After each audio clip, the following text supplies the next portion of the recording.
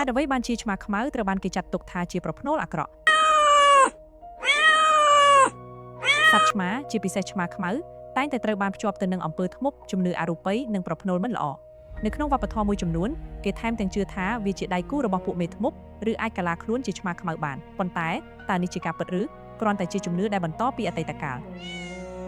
អំពើធ្មប់និងមេធ្មប់នៅអឺរ៉ុបយុគសម័យកណ្ដាលឆ្មាខ្មៅត្រូវបានគេចាត់ទុកថាជាដៃគូឬវិញ្ញាណជំនួយរបស់ពួកមេធ្មប់ familiar spirits ហើយជឿថាមេធ្មប់អាចបន្លំខ្លួនជាឆ្មាខ្មៅដើម្បីដើរលួចស៊ើបការណ៍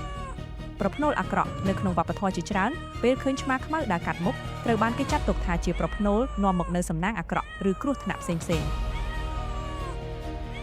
រឿងព្រេងអាស៊ីក្នុងជំនឿខ្លះរបស់ឥណ្ឌាបុរាណឆ្មាខ្មៅត្រូវបានគេចាត់ទុកថាជាសត្វបិសាចឬជាជំនិះរបស់ទេពធីតាដែលទាក់ទងនឹងសេចក្តីស្លាប់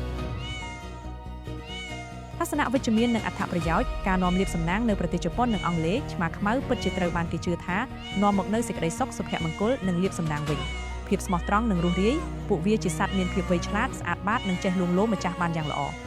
អត្ថប្រយោជន៍ក្នុងផ្ទះឆ្មាមានតួនាទីជួយចាប់កណ្ដុរនិងសត្វល្អិតចង្រៃផ្សេងៗតើអ្នកជឿលើជំនឿនេះដែរឬទេសរសេរមតិរបស់អ្នកនៅខាងក្រោមហើយកុំភ្លេចចុច like share និង subscribe ដើម្បីទស្សនាវីដេអូថ្មីៗ